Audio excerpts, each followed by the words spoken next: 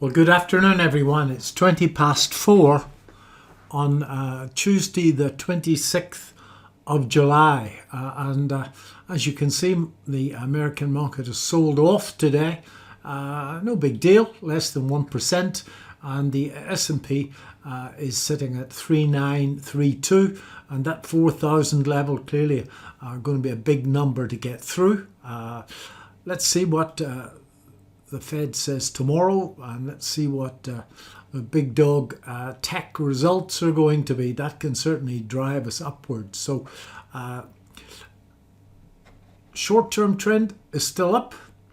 The underlying trend is down, and the longest term measure of the trend on VictorVest is down. So if I have a look at the VictorVest Composite US, which I think I've got here, as you can see, that exceptionally good sell signal last November, and underlying trend is still down because the MTI is less than 1, and the buy-sell ratio at 0.39. So the American market has got quite a bit of work to do yet to in fact print a confirmed call upwards. As you can see, if I blow this up to 6 months and maybe give us a bit more room to look at the price, as you can see, there is a huge area of support here, which has now become resistance. As you can see, we had an outside day, that would have been last Friday, and down below these levels we can certainly come back and kiss this level. I have a short position today. I'll show you that position in a moment. I have one position in the American market, that's builders, and it's up a little bit today, so reasonably happy with that. It's a tiny position, and all the positions I've got running at the moment, in fact, are tiny positions because I haven't been well, and I'm just trading small positions to keep my hand in.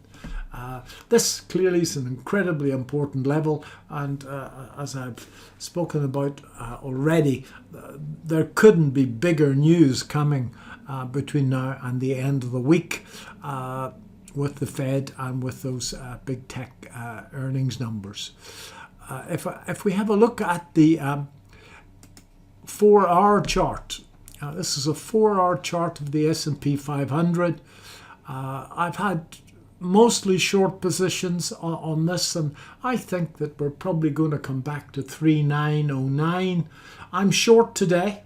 Rocket science, I know, as it broke down through that low. That's a multiple inside pattern, and invariably when the market breaks that multiple inside pattern, that it'll come back a little bit. I didn't know it was going to be a successful trade. The entry point was just there, and the stop loss was above the high prior to the breakout, and the stop loss was at 39.62, but I managed to get that stop a second ago before I started the recording to entry. This is technically on the 4-hour chart. This is starting to look optimistic. I've just got the RSI here. Now the RSI, I use it in my own way, and I've been playing with the RSI since Wiles Welder taught me the darn thing a very long time ago. It's very useful for divergences above 70 and below 30, overbought and oversold. Not that much use in my humble opinion, but divergences are useful. As you can see, that was rising and that was flat. That's a divergence. When it was confirmed, and I did a video about this last week, there was a little bit in it. The other thing is very, very, very good about the RSI are trend lines in the RSI, and I would go as far as to say that a trend line break on the RSI is actually a much more useful indicator of a change in trend than a trend line on the price. And as you can see, or at least I was watching this on the way up, that was suggesting that this was going to keel over a couple of bars before it did. Now, we still have to wait for price confirmation, but I'm going to get rid of that one. At the moment, we've got a trend line that's falling, but what's quite interesting here now, folks, is that this is actually setting up a bullish divergence. So I think we're coming back to this level, and I have an order to exit that short position at 39.10. But if this does this, then we would have, that's rising, but this little fella, David, this little fella is falling, and that is reverse divergence, and that would be very positive for a breakup. Clearly, we would have to wait for it to break the blessed trend line and then confirm on price. But if that was the case, that would be quite positive. As you know, if you have any trading experience at all, that something as powerful as the Fed and results from the big tech companies can kick all my technical meandering into touch. But I'm getting quite excited about that. But another 20 points, I'll take this profit off the table. I'm doing a VectorVest Streetwise Investors Club for VectorVest clients. I missed one last month because I was out in hospital, but I'm actually going to talk about the power of the RSI indicator and its characteristics to produce winning trades that I don't think anybody else talks about. First of all, trend lines on the RSI are incredibly powerful. The second thing is that chart patterns on the RSI are much more important than chart patterns on the price. So I'm going to do my best to give the VectorVest UK members a thorough grounding in that. And I've been, as I say, playing with the RSI for the better part of 35 years. The stochastic also has its uses, quite different uses to the RSI. But as the trend line breaks here, as these trend lines break, simple trend lines that a 5-year-old could draw in, it does predict a change in direction a couple of bars ahead of the price. And you can apply it to any time frame. You can apply it to a 4-hourly chart. There's only 4 things that you can, in fact, measure in technical analysis. That's price and volume. And I've done an awful lot about volume for the VectorVest members and for anybody who listens to these videos. Momentum, and that's the first derivative of price, and that's what the RSI and the stochastic measure, essentially. And then the last one, of course, is time and time cycles. I've worked out my own method of working out turning points. I rarely talk about it. In fact, over the years, I've actually only shared it with one VectorVest member. That was a young man called Colin up in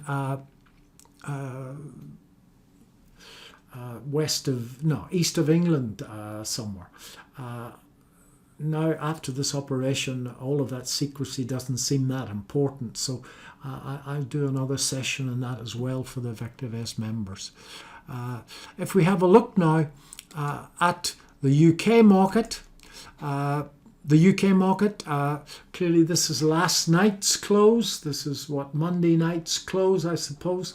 We're in an up situation. So the UK market looking stronger than the American market, although I assure you that after the Fed speaks and the US market moves, our market will move a nanosecond afterwards. A nanosecond, folks, is the unit of time that passes when in London the traffic light turns to green and somebody blares their horn behind you. It's a very, very small space of time. VectorVest advocates caution in the UK market. And I've got the VectorVest composite here for the UK market. I think that's it. Yeah, this is where the market, let's put on the confirm signals. We had a really, really good run in the UK, as you can see, from the Brexit days. And then the market went up and went into this triangular formation. And then, in the words of the great Richard Wyckoff, the market fell through the ice. Wyckoff said that if a market breaks out, that was jumping the creek. Those of you that have ever jumped across the creek will know, or the stream will know, that you've got to run at it with a certain amount of momentum, otherwise you'll fall with your mouth in the water. And similarly, he has said for a market to break out, it needed to move with a certain combination of both momentum and volume. We got a confirmed up signal here.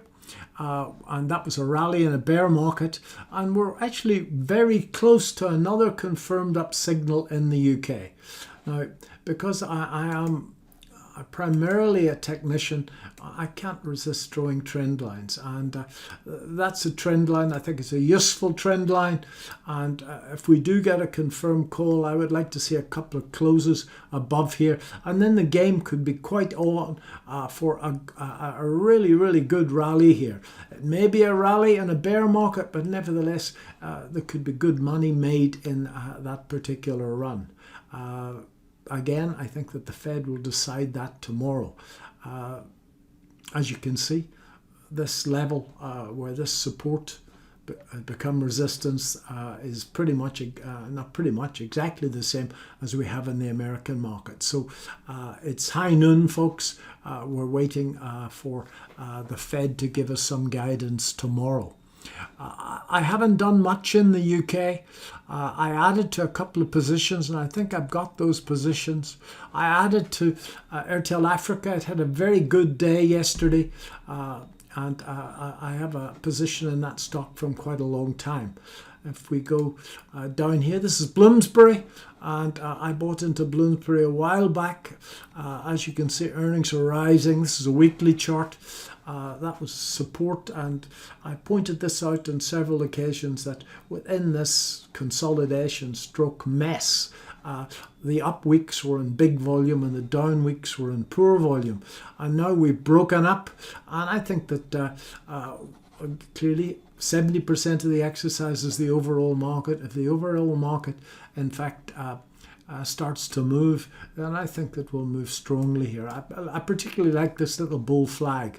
Those have been very, very good to me over the last few years. That's Sylvania Platinum, and I thought it would run these lows. This is really good, folks. If you see a market coming down and taking out the lows and then moving back up again, that's invariably a fade. It didn't quite get back to the 618, but then it's so difficult to draw the fibs with spikes, because that, in fact, if I drew it there on the body, it actually makes a much, much better job. And I assure you that in the big dealing rooms, the technical analysts will be looking at that spike and saying, was there a meaningful number of shares traded in the spike, or was that one person at 50p a point messing around up there? This is a good looking position, and I am very, very positive about commodities after the sell-off. But maybe that's my South African background coming through, where we're commodity mad. Make up your own mind there. This is Morgan Sindall. Again, Morgan Sindall came back, and it's now moving up very strongly indeed with the market. A decent market behind us. This is a very strong looking pattern here. Earnings per share are growing strongly, and there would seem to, for the first time in a long time, a great deal of movement in building stocks. Even Persimmons would seem to be doing something. That was my pick of building stocks, because it had broken the February prior to the COVID sell-off high.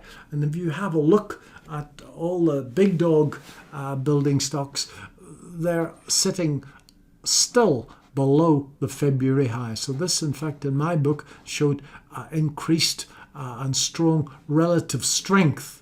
That's CCC. I've been holding the stock since March the 24th, 2020, and I've added to it. added to it somewhere here, and I haven't added to it here as yet, but if we do get a confirmed call, I'll be buying a little bit more of that. As you can see, earnings per share moving up strongly indeed.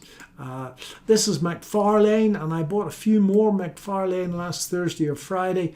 There was a DEW, a medium-term market timing system. As you can see, there's the old highs there, and it's come back and kissed that. We've got a long-term support there. Earnings look good, the volume looks good, and this looks to me like a bull flag. Maybe I should have waited on a Vector S buy signal, okay? Maybe a bit impetuous. And that's Marlow. I think I showed you there was a Vector S buy signal, a confirmed call signal. I think it was in April. And I bought into that in April. Clearly, that's a line in the sand that needs to be watched and watched very carefully indeed. But I like the stock. Earnings look good. And that's Pan-African Resources. As long as it stays above that 62% retracement, I'm going to hold it. The gold price has sold off and is at support. I have a small position, a spread bet in gold as well running at the moment. I'm long of gold from $17. Three spread bets running. One is short the S&P, which I hope will make its target this afternoon. One is long of gold, which is a long-term trend. If it works, is a long-term trade for me. And one long of builders. We shall see.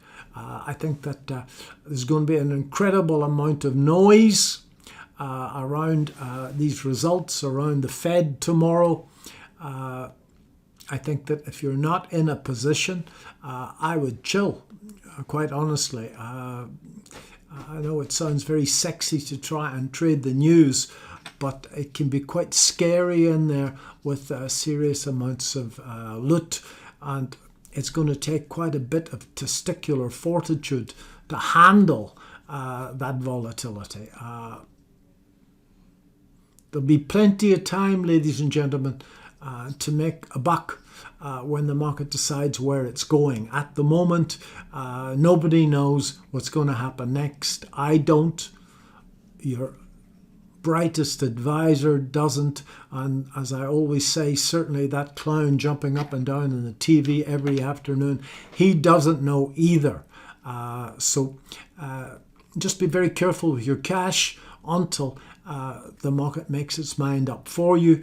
Otherwise, your cash could find a new owner. So my grandfather told myself and my brother a long time ago, he was talking about a building business. He used to say that the objective of a recession is to survive it. And similarly, folks, we've got a confirmed down on Vector Vest in the US and in the UK.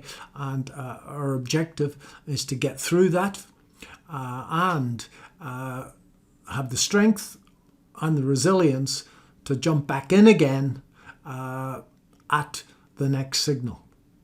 And that takes quite a bit of doing. Most people can't do that. They will wait and buy in at the top. And as I say to every VectorVest customer 1,000 times every Monday afternoon, when it's time to buy, you won't want to. And similarly, when it's time to sell, you won't want to. We tend to get this completely wrong, where we buy in towards the top of a run and panic towards the bottom of a run. So folks, that's what I've been up to. I hope you found it useful. I'll be doing the VectorVest Q&A next Monday afternoon myself, and I'll be taking the Streetwise Investors Club with Susan Thornborough myself. Anybody that's listening to this that would like a trial of VectorVest, if you go to vectorvest.co.uk, then you can take a 30-day trial for a $5. Okay. Thanks very much indeed. My advice, if you're not in a position and you're not a day trader, would be to stand aside and let Mr. Powell have his 5 minutes in the sun and let the market decide for you. Thank you.